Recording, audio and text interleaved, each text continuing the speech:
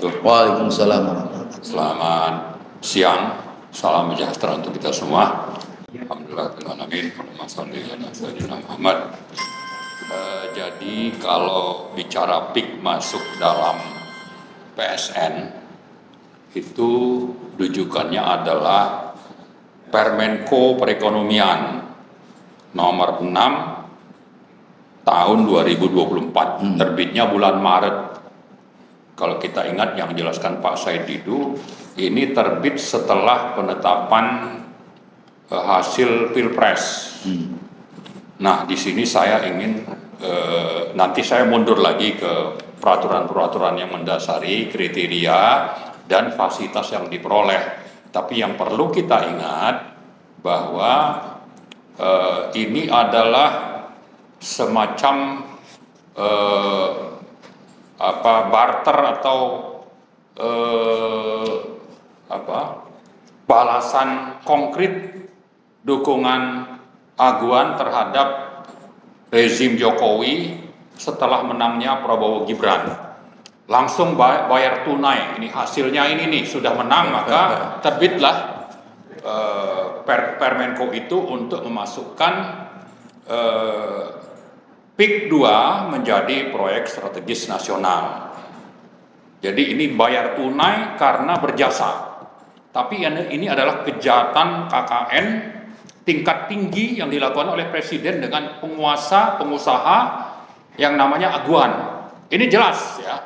Saya sangat meyakini itu. Kalau tidak percaya mari kita uji di pengadilan. Tapi saya menuduh ini dan menganggap Jokowi sudah dengan jelas bayar tunai jasa Aguan salah satu ya atas kemenangan Prabowo Gibran dalam Pilpres 2024. Nah, kita sedikit mundur ya tentang peraturan-peraturan yang mendasari PSN.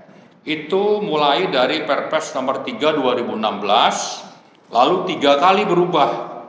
Di 2017 itu Perpres 58, berubah lagi di 2018 Perpres 56, kemudian di 2020 menjadi Perpres 109, nomor 109. Ini sebetulnya intinya adalah untuk menambah proyek-proyek yang masuk ke dalam kategori PSN. Lalu di periode berikutnya itu aturannya berubah, bukan lagi Perpres tapi Permenko. Jadi Permenko nomor 6 yang saya sebut tadi itu adalah Permenko yang ketiga. Sebelumnya ada Permenko Perekonomian nomor 7 2021, kemudian Permenko nomor 9 2022. Nah, terakhir Permenko nomor 6 2024 di mana ada 14 proyek yang masuk kategori PSN, 2 diantaranya adalah proyek swasta. Ini jelas melanggar aturan-aturan yang dikeluarkan oleh pemerintah sendiri. Apa itu? Misalnya kalau bicara kriteria pemilihan proyek strategis nasional atau PSN, apa kriterianya yang saat ini terdiri dari lebih dari 200 proyek ya. 200 proyek dan nilainya itu katanya konon sampai 7.000 dan 7.000 atau 5.000 sampai 7.000 triliun. Ada bermacam kriteria, yaitu ada kriteria dasar, ada kriteria strategis operasional, dan ada kriteria tambahan. Dan ini diatur di mana? Di dalam Perpres yang saya sebut tadi, yaitu Perpres nomor 58 2017. Ada kriteria dasar. Yang paling mendasar itu adalah bahwa ini PSN ini, proyek ini harus sesuai dengan RPJMD, JMN atau JMD ya, RPJMN atau D dan Renstra. Ini biasanya diterbitkan oleh Bappenas. Kemudian sesuai dengan RT/RW. Kemudian yang ketiga ada pengaturan pada PP atau Perpres khusus. Jadi 3 kriteria ini harusnya dipenuhi. Tapi kalau tiba-tiba muncul, ya, saya yakin itu sudah melanggar aturan. Jadi kalau bicara aturan, pelanggaran aturannya sudah jelas gitu. Lalu ada juga kriteria strategis dan operasional. Jadi ada kepentingan untuk keselarasan antar sektor. Ada distribusi proyek secara regional. Ada studi kelayakan yang dibuat. Ya, jelas proyeknya apa? Seperti apa proyeknya? Nah, proyeknya misalnya disebutkan awalnya itu sekian ribu hektar, tapi pembebasannya itu terus dilakukan sampai ke dari 3 kecamatan sampai ke 9 kecamatan. Berarti ini kan terus bertambah ini. Ini tidak jelas dan ini saya kira sudah ada niat jahatnya seperti Pak Antoni sebutkan tadi. Jadi dari kriteria dasar sudah melanggar, lalu kriteria strategis juga sudah melanggar. Nah, ada lagi yang disebut dengan kriteria tambahan, yaitu champion proyek yang jelas dan memiliki economic intermediate rate of return, ya, kelayakan proyek lah bahasa gampangnya itu. Nah, ini bagaimana mau didapat? Ya, harusnya kan dibuat dulu itu ada IRR-nya seperti apa untuk nanti oleh Menko ditetapkan ini sebagai PSN. Kalau ini terus bergerak jumlah atau yang namanya luas wilayahnya terus berubah bertambah, bagaimana menghitung tadi yang disebut kelayakan ekonomi? Sementara kelayakan ekonomi ini harus menjadi syarat untuk masuk kategori PSN. Nah, karena itu saya kira memang ini di samping sudah menjadi kesepakatan komplotan ya oligarki Jokowi dan Aguan yang harus segera terwujud tanpa peduli aturan yang berlaku yang diterbitkan oleh pemerintah sendiri, dan aturan itu antara lain adalah kriteria bahwa ini bisa masuk ke dalam proyek PSN. Karena memang ini harus jalan, maka dilupakanlah itu semua kriteria yang sudah diatur dalam peraturan itu. Nah, dengan itu apa misalnya yang akan diperoleh? Diperolehlah fasilitas-fasilitas, misalnya percepatan perizinan, ada prioritas percepatan penyiapan proyek, ada fasilitas penyederhanaan proses birokrasi. Ini yang resmi dan ini dilakukan oleh pemerintah untuk proyek-proyek PSN yang selama ini berlangsung. Ya, nah ini berlaku kalau seandainya untuk negara, karena memang proyek negara. Mungkin kita oke lah, ya, izin itu dipercepat, ya, penyiapan proyek dipercepat, lalu birokrasi disederhanakan. Kita setuju.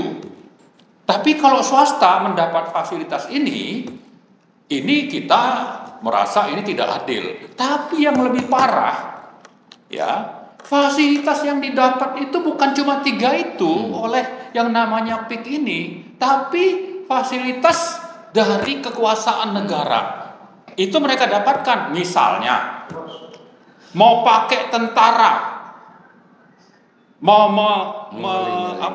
membuli atau menekan rakyat, itu didapat oleh PIK. Dan itu fakta itu. Fakta.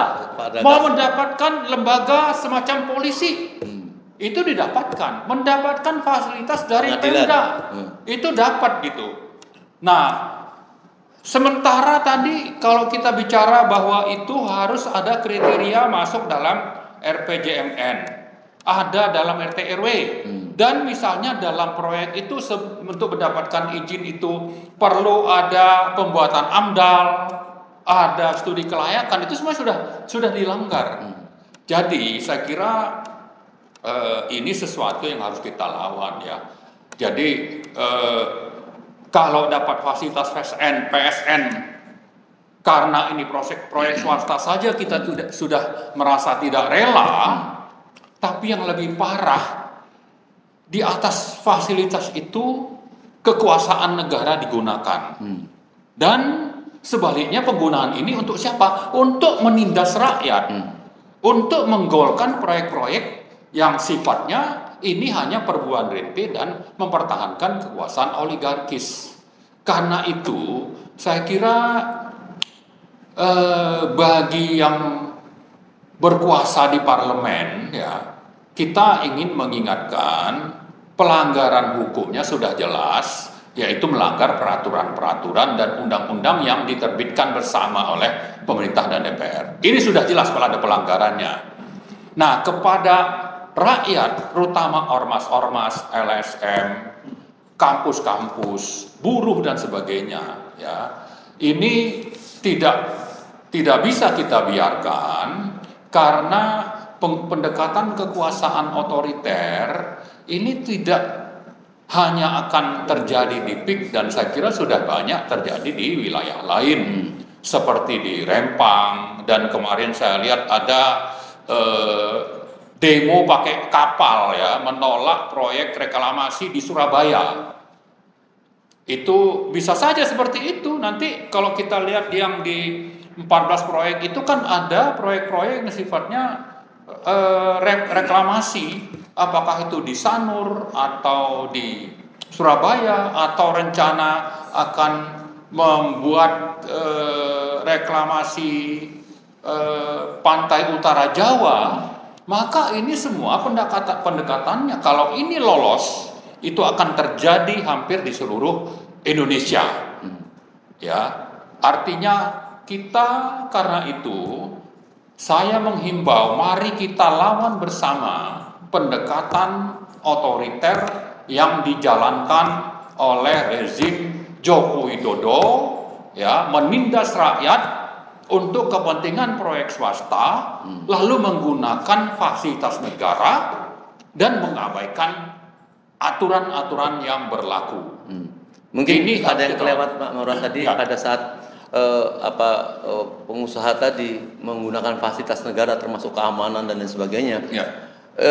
Secara basa-basinya itu pembagian keuntungan antara pengusaha yang melakukan proyek itu kemudian kepada pemerintah itu ada pembagian seperti apa? Saya kira kalau ini proyek swasta, ya yang berlaku nanti, misalnya kalau itu sudah jalan ada pajaknya, atau nanti ada lapangan kerja, yang kita juga mengerti lah kalau ada proyek itu ada lapangan kerja, ada perputaran ekonomi, ya, negara itu bisa dapat dari sana. Tapi kita kan juga punya aturan main tentang itu. Banyak pengembang-pengembang yang membangun, misalnya di Jakarta ini membangun perumahan dan sebagainya, itu kan sesuatu yang memang wajar saja terjadi, ya. Tapi yang jadi masalah tadi, ini kan proyek kalau memang masuk kategori PSN, itu kan mestinya hanya proyek-proyek yang proyek-proyek negara atau daerah, ya. Kalau swasta masuk, kemudian ini masuk karena ingin mendapatkan berbagai fasilitas yang hanya mestinya berlaku untuk negara, tapi dipaksakan untuk bisa dimanfaatkan oleh swasta. Inilah yang kita tentang, gitu. Belum lagi nanti, ya, kita bicara bisa saja nanti ada dapat tax holiday, entah dari mana, masukin barang bisa tanpa bea masuk dan sebagainya. Tapi yang paling basic adalah penggunaan kekuasaan secara semena-mena sampai melanggar hak asasi manusia dan mengabaikan hukum, dan DPR diam saja. Itulah yang saya kira yang sangat penting. Tapi kembali ke awal saya sebutkan, ya, saya sangat meyakini ini adalah balas jasa tunai. Diumumkan begitu Pilpres sudah diumumkan siapa pemenangnya, lalu diberilah itu, masuklah ini kategori PSN. Nah, saya berharap karena dalam 2-3 bulan ke depan itu kita punya presiden baru, ya, ini proyek harus dihentikan. Kalau rakyat nanti tidak menghentikan, kita berharap Prabowo itu menghentikan ini. Ini penindasan terhadap rakyat terus berlangsung, ya. Rakyat itu sudah takut bersikap di daerah Banten sana, yang di sekitar pantai utara dari Banten, ya, ditekan dan sebagainya. Harga tadi Om Lim sebut malah diturunkan NJOP, harga tanah itu tidak ada sejarahnya di Indonesia, itu namanya NJOP itu turun, biasanya terus naik. Ini kan fasilitas-fasilitas yang memang dilakukan karena pengembang ini ingin mendapat manfaat kekuasaan. Penguasa dimanfaatkan untuk kepentingan bisnis, tapi bisnisnya kotor dan menindas rakyat. Saya kira ini sesuatu yang tidak bisa kita diamkan lah. Ya, saya kira pertanyaan soal berani tidak berani itu kembali saya ulang ya. Jadi bagi Prabowo bukan soal berani tidak berani, tapi hanya satu pilihan, yaitu hentikan ini proyek. Ini proyek menindas rakyat, menjajah bangsa sendiri, ya, dengan berbagai fasilitas yang didapat dengan memasukkan proyek Pondok Indah Kapuk 2 ini menjadi PSN. Jadi banyak fasilitas dari negara yang akan dinikmati, dan itu melanggar aturan. Sudah melanggar aturan, lalu pendekatannya juga pendekatan otoriter kekuasaan. Pak Narko sudah sebut tadi, saya lupa menyebutkan bahwa di samping TNI, Polri, aparat daerah juga preman-preman. Lalu ada upaya pecah belah di masyarakat. Saya udah ketemu preman. Dilakukan oleh pemerintah sendiri gitu terhadap rakyat. Atas nama apa PSN? Atas nama apa? Pertumbuhan dan pemerataan ekonomi, atas nama pembangunan. Karena memang tadi dapat fasilitas dari negara. Fasilitas negara ini salah satunya ternyata yang diberikan itu adalah pemerintah itu akan menjamin risiko politik ya. Jadi ada risiko politik dari proyek ini yang akan dijamin oleh pemerintah. Itu diatur di dalam